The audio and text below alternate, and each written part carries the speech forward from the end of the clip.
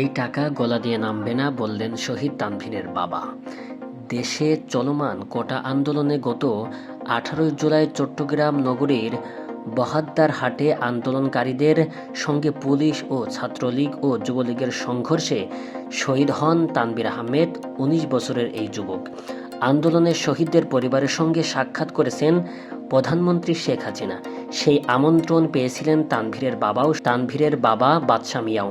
তবে ছেলের মৃত্যুর পর কোনো সাহায্য সহযোগিতা গ্রহণ করতে চাননি বলে সাক্ষাতে যায়নি তিনি।